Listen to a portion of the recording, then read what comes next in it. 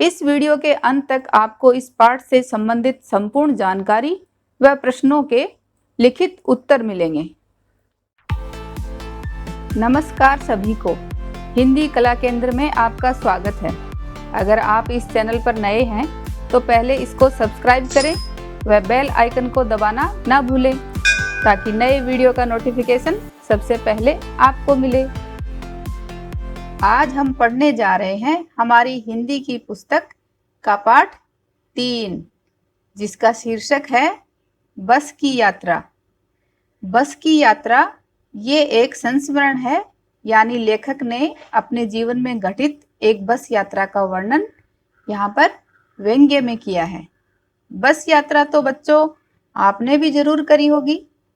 बस यात्रा के दौरान कभी हमें बहुत अच्छे अनुभव होते हैं तो कभी बहुत खराब भी होता है ना। ऐसा देखो, कई बार हमें ऐसे अच्छी बस मिल जाती है तो कई बार मजबूरी या जल्दबाजी में हमें ऐसी बस की भी यात्रा करनी पड़ जाती है।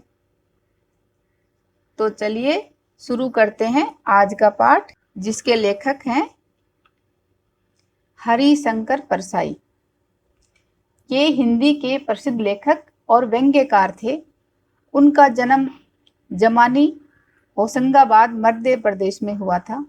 वे हिंदी के पहले रचनाकार हैं जिन्होंने व्यंग्य को विधा का दर्जा दिलाया है और उसे हल्के फुल्के मनोरंजन की परंपरागत परिधि से उबार कर समाज के व्यापक प्रश्नों से जोड़ा है। व्यंग्य यानी व्यंग्य में एक संदेश देते हैं और हल्के फुल्के मनोरंजन के साथ वो अपनी कहानी, अपने संस्मरण लिखते हैं। इस संस्मरण में भी उन्होंने हल्के फुल्के मनोरंजन व व्यंग्य के साथ अपनी बस की एक यात्रा का वर्णन किया है, जो कि बहुत ही रोचक है। चलो इसका आनंद लेते हैं। बस की यात्रा।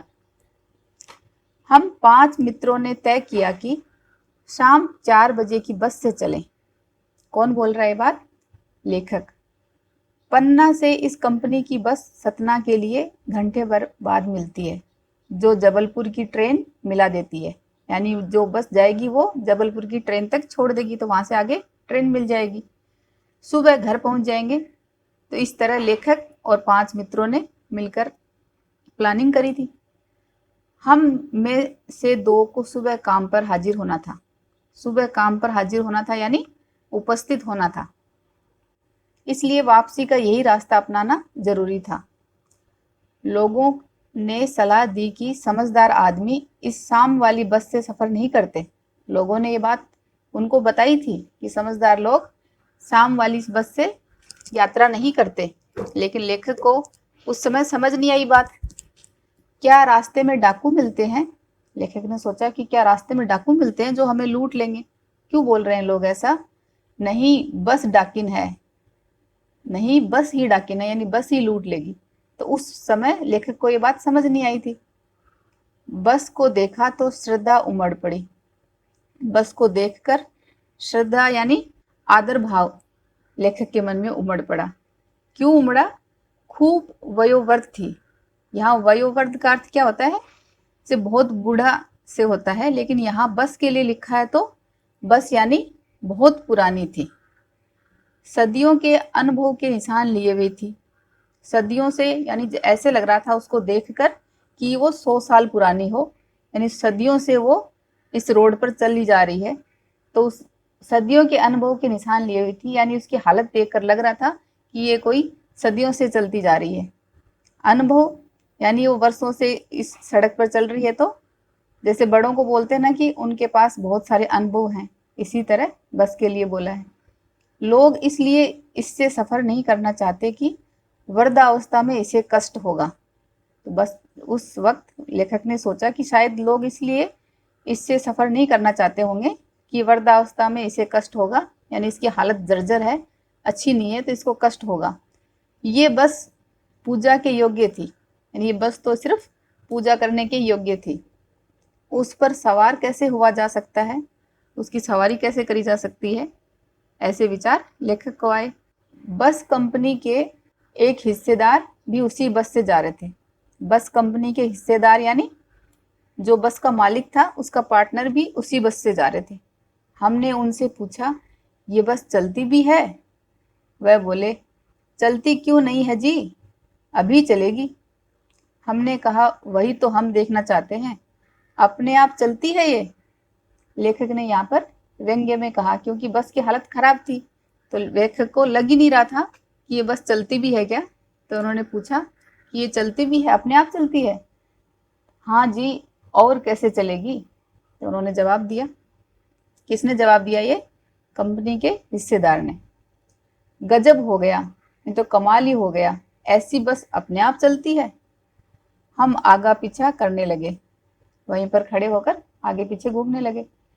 डॉक्टर मित्र ने कहा, डरो मत, चलो, बस अनुभवी है, यानी बस को अनुभव है, ये सालों से चलती जा रही है, नई नवेली बसों से ज़्यादा विश्वसनीय है, यानी जो नई बस है उनसे ज़्यादा भरोसा है, इस पर भरोसा किया जा सकता है। हमें बेटों की तरह प्यार से गोद में लेकर चलेगी। ये लेखक के दोस्त ने व्यंग्य में ये बात कही कि हमें बेटों की तरह प्यार से गोद में लेकर चलेगी। जैसे बड़े बूढ़े अपने बच्चों को गोदी में लेकर प्यार से लेके चलते हैं, वैसे हमें ही लेके चलेगी। हम बैठ गए। जो छोड़ने आए थे वे इस तरह देख रहे थे जैसे अंतिम विदा दे रहे हों, कि जैसे अंतिम बार विदा कर रहे हों।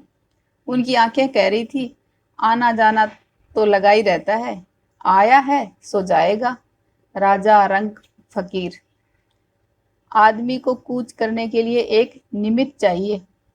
आदमी को कूच करने यानी जाने के लिए, कहाँ जाने के लिए? यहाँ इसका अर्थ क्या लिखा है कि वो लोग क्या सोच रहे हैं कि आना जाना तो लगा ही रहता है, जो आया है वो जाएगा, चाहे वो राजा हो या चाहे वो रंक हो, गरीब हो या कोई फकीर हो जिसको दुनियादारी से कोई मतलब ना हो, सबको जाना ही। कहाँ जाना है? यहाँ पर कूच करने का अर्थ है मृत्यु लोक की तरफ इशारा कर रहे हैं कि आदमी को मरने के लिए कोई न कोई निमित्त यानी कारण, कोई बहाना या कोई कारण तो चाहिए ही, ऐसा वो लोग मन में सोच रहे हैं। इंजन सचमुच स्टार्ट हो गया, ऐसा जैसे सारी बस ही इंजन है। इंजन स्टार्ट तो हुआ, लेकिन कैसा? कि जैसे पूरी बस ही इंजन है और हम इंजन के भीतर बैठे हैं, यानी बहुत शोर शराबे के साथ इंजन स्टार्ट हुआ। कांच बहुत कम बचे थे। किसके कांच? बस के जो कांच लगे रहते वो बहुत कम बचे थे। जो बचे थे उनसे हमें बचना था। तो यहाँ पर लेखक हंसाने के लिए बोल रहा है कि जो कांच लगे तो वो खड़ खड़ खड़ ऐसे बज रहे थे, तो उनसे हमें बचना था। हम फौरन खिड़की से दूर सरक गए। इंजन चल रहा था, हमें लग रहा था कि हमारी सीट के नीचे इंजन है, यानी सीट के नीचे से भी घर घर की आवाज आ रही थी और सीट भी हिल रही थी। तो इन सब में लेखक क्या बता रहा है? बस की हालत का वर्णन कर रहा है कि उसकी हालत कुछ ज्यादा ही खराब थी। बस सचमुच चल पड़ी, बस वास्तव में ही चल पड़ी और हमें लगा कि ये गांधी जी के असहयोग और सविनय अवज्ञा आंदोलन के वक्त अवश्य जवान रही होगी।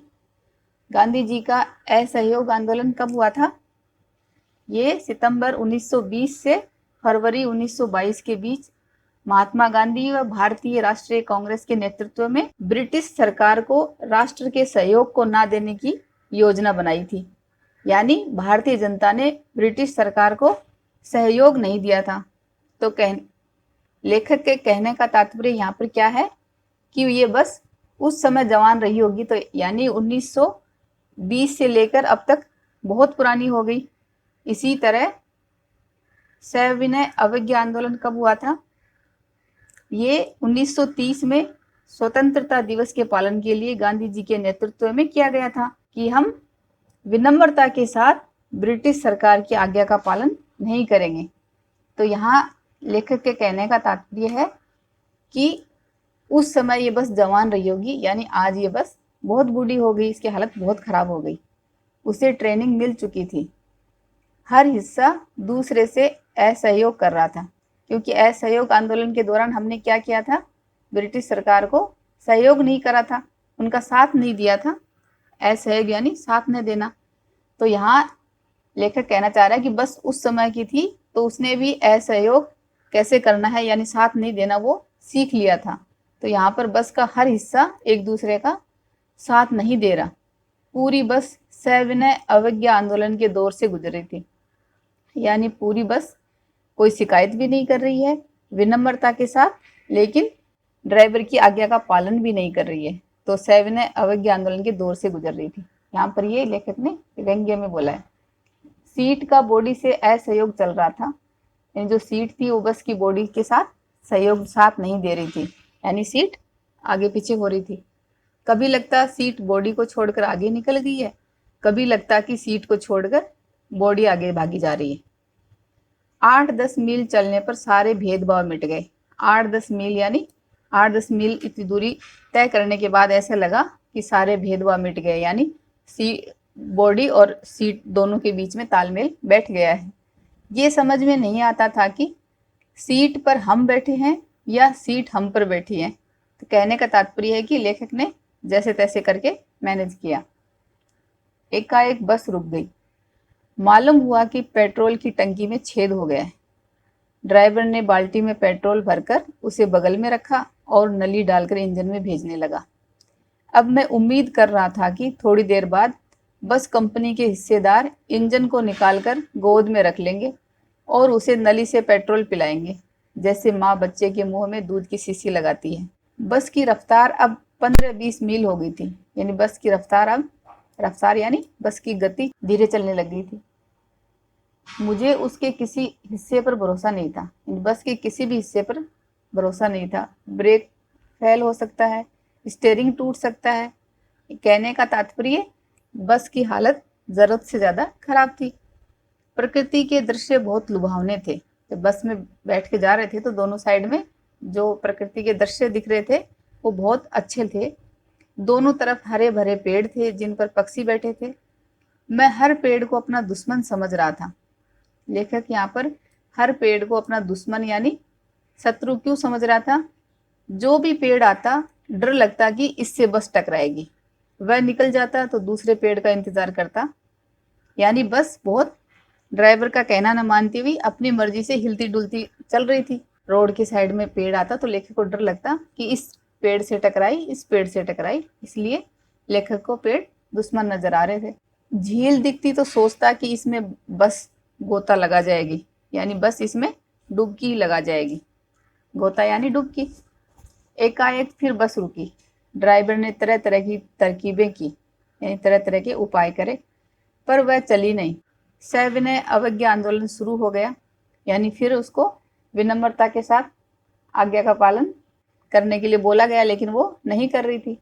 कंपनी के हिस्सेदार कह रहे थे, बस तो फर्स्ट क्लास है जी, ये तो इत्तेफाक की बात है। इत्तेफाक यानी आज संयोग की बात है कि आज नहीं चल रही, वरना तो ये फर्स्ट क्लास है, पूरी अच्छी तरह चलती है। तो कंपनी का हिस्सेदार बस की झूठी तारीफ कर रहा है। क्षीण चांदनी में वृक्षों की छाया के नीचे वह बस बड़ी दयनीय लग रही थी। बड़ी दयनीय लग रही थी यानी उस पर दया आ रही थी। बड़ी की बेचारी की हालत बहुत खराब थी, चल भी नहीं रही थी, तो उस पर दया आ रही थी। लगता जैसे कोई वृद्धा थक कर बैठ गई हो, जैसे कोई बूढ़ा आदमी थक कर बैठ गया हो। हमें ग्लानि हो रही थी कि ग्लानि यानी दुख हो रहा था, मन में ऐसे दुख हो रहा था बेचारी पर लदकर हम चले आ रहे हैं। लेखक को यहाँ पर अपने मन में दुख हो रहा है कि हम क्यों इस बस में बैठ गए, ये इतनी पुरानी थी। जैसे कोई बूढ़े आदमी से कोई हम काम करवा ले तो हमें दुख होता है ना कि इतने बूढ़े से हमने ये काम क्यों करवा लिया। तो इस तरह लेखक को आत्मग्लानि हो रही थी कि मैं इस बेचारी पर हम लदकर क्यों आ गए। अगर इसका प्राणांत हो गया, प्राणांत यानी प्राणों का अंत, तो अगर ये यहीं पे खराब हो गई यानी ये मर गई, तो इस बियाबान यानी जिस रास्ते से वो चल रहे थे वो क्या था, एकांत जगह थी, सुनसान जगह थी। तो इस बियाबान में हमें इसकी अंत्येष्टि करनी पड़ेगी। यानी अंत्येष्टि क्या होता है, अगर कोई मर जाए तो उसका मृतक क्रम करते हैं। तो लेखक व्यंग्य में बोल रहा है कि अगर ये इस बस का प्राणांत हो गया यानी यहाँ पे ये अगर खराब होगी तो इसका यहीं इस जंगल में ही हमें इसकी अंत्येष्टि करनी पड़ेगी। हिस्सेदार साहब ने इंजन खोला और कुछ सुधारा, बस आगे चली। उसकी चाल और कम हो गई थी। बस की चाल यानी बस की गति और धीरे चलने लग गई। धीरे धीरे वृद्धा की आंखों की ज्योति जाने लगी। वृद्धा की आंखों की ज्योति यहाँ किसके बारे में इशारा किया है कि बस के आगे की जो हेडलाइट होती है वो भी बंद होने लगी, यानी ज्योति यानी रोशनी, उनकी आंखों की रोशनी भी जाने लगी।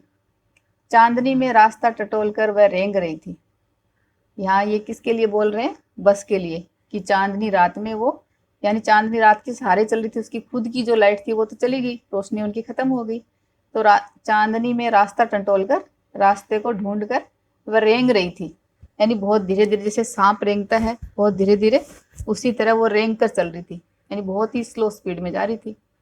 आगे या पीछे से कोई गाड़ी आती दिखती तो वह एकदम किनारे खड़ी हो जाती और कहती, निकल जाओ बेटी, अपनी तो वह उम्र ही नहीं रही। लेखक ने यहाँ व्यंग्य में कहा है कि बस ऐसे सोच रही है कि निकल जाओ बेटी, अपनी तो वह उम्र ही नहीं रही, यानी मैं तो बहुत बूढ़ी हो गई, तुम लोग जाओ। एक पुलिया के ऊपर पहुंचे ही थे कि एक टायर फिस करके बैठ गया। फिस यानी टायर जब फटता है, टायर की जो हवा निकल जाए तो फिस करके एक आवाज निकलती है, तो फिस करके टायर बैठ गया, यानी टायर की हवा निकल गई। वह बहुत जोर से हिलकर थम गई। अगर स्पीड में होती, यानी तेज गति में अगर बस होती तो उछलकर नाले में गिर जाती। मैंने उस कंपनी के हिस्सेदार की तरफ पहली बार श्रद्धा भाव से देखा, यानी उसको बहुत ही आदर भाव के साथ देखा। क्यों देखा? वह टायरों की हालत जानते हैं, क्योंकि कंपनी के हिस्सेदार को तो पहले से पता था ना कि टायर की हालत ठीक नहीं है, बस की हालत भी ठीक नहीं है, सारे उसके पुर्जे हिल रहे हैं, फिर भी जान हथेली पर लेकर इसी बस से सफर कर रहे हैं। फिर भी अपनी जान हथेली पर लेकर, यहाँ ये क्या है? एक मुहावरा है, जान हथेली पर लेकर चलना, यानी अपने प्राणों की परवाह ना करना, यानी अपने प्राणों की परवाह भी नहीं करते हुए वो उस बस में यात्रा कर रहे हैं। उत्सर्ग की ऐसी भावना दुर्लभ है। यहाँ पर कवि ने व्यंग्य कसा है किस पर? कंपनी के हिस्सेदार पर, कि उत्सर्ग यानी बलिदान, बलिदान की ऐसी भावना बहुत ही कम देखने को मिलती है। सोचा इस आदमी के साहस और बलिदान भावना का सही उपयोग नहीं हो रहा। लेखक ने मन में सोचा कि इस आदमी की के साहस यानी इतनी कितनी बहादुरी का काम और बलिदान की जो इसमें भावना है उसका सही उपयोग नहीं हो रहा। इसे तो किसी क्रांतिकारी आंदोलन का नेता होना चाहिए। क्रांतिकारी आंदोलन के नेता क्या करते हैं कि वो जिस आंदोलन के लिए काम करते हैं अपनी पूरा जी जान उसी में लगा देते हैं, अपनी जान की परवाह किए बिना। तो इसको भी क्रांतिकारी आंदोलन का नेता होना चाहिए था। यहाँ लेखक व्यंग्य में बोल रहा है। अगर बस नाले में गिर पड़ती और हम सब मर जाते तो देवता बाहें पसारे उसका इंतजार करते। किसका? कंपनी के हिस्सेदार का। क्यों करते? क्या बोलते? कहते, वह महान आदमी आ रहा है जिसने एक टायर के लिए प्राण दे दिए, मर गया पर टायर नहीं बदला। तो यहाँ पर लेखक व्यंग्य में कहना चाह रहा है कि कंपनी के मालिक को, कि उसको पता था कि बस के टायर की हालत ठीक नहीं है, लेकिन फिर भी अपने प्राणों की बाजी देने के लिए तैयार हो गया, लेकिन उसने एक टायर नहीं बदला, यानी अपने थोड़े से पैसों के लालच में इतने सारे लोगों की जान को खतरे में डाल रहा था। दूसरा घिसा टायर लगाकर बस फिर चली। हम अपने वक्त पर पन्ना पहुंचने की उम्मीद छोड़ दी थी, क्योंकि अभी उनको लगा, उनको तो सुबह सुबह जाना था, लेकिन अभी बस ने बहुत लेट कर दी, तो वो सारी उम्मीद छोड़ दी थी। पन्ना कभी भी पहुंचने की उम्मीद छोड़ दी थी। पन्ना क्या, कहीं भी कभी भी पहुंचने की उम्मीद छोड़ दी थी। उनको लगता था कि अभी ये बस तो हमें जिंदा सही सलामत पहुंचा दे तो भी एक बात है। लगता था जिंदगी इसी बस में गुजारनी है। लेखक को क्या लगने लगा कि अभी पता नहीं कब पहुंचेंगे, और इससे सीधे उस लोक को प्रयाण कर जाना है। उस लोक को यानी मृत्यु लोक को ही प्रयाण यानी प्रस्थान कर जाना है, सीधा मृत्यु लोक को ही प्रस्थान कर जाना है। इस पृथ्वी पर उसकी कोई मंजिल नहीं है, यानी इस पृथ्वी पर तो उसकी कोई ठिकाना है ही नहीं जहाँ पे ये हमें पहुंचा देगी। हमारी बेताबी यानी हमारी जो बेचैनी थी टाइम पर पहुंचने की, तनाव यानी चिंता थी, सब खत्म हो गए। हम बड़े इत्मीनान से घर की तरह बैठ गए। इत्मीनान यानी बहुत आराम से, तसल्ली से हम बैठ गए, जैसे हम घर पे आराम से रहते हैं उसी तरह से बैठ गए। क्यों बैठ गए? अभी लगा कि अभी चिंता करने से कोई फायदा नहीं, टाइम पर ये पहुंचाने वाली नहीं, तो पतराम जाने कब पहुंचाएगी ये। चिंता जाती रही, हंसी मजाक चालू हो गया। तो इस तरह से लेखक ने अपने संस्मरण को व्यंग्य में लिखा है, और इसमें हमें क्या समझाने की कोशिश करी है? हमारी कमजोर व्यवस्था प्रणाली को बताया है कि लोग अपने थोड़े से पैसे बचाने के लिए कितने लोगों की जान को खतरे में डाल देते हैं।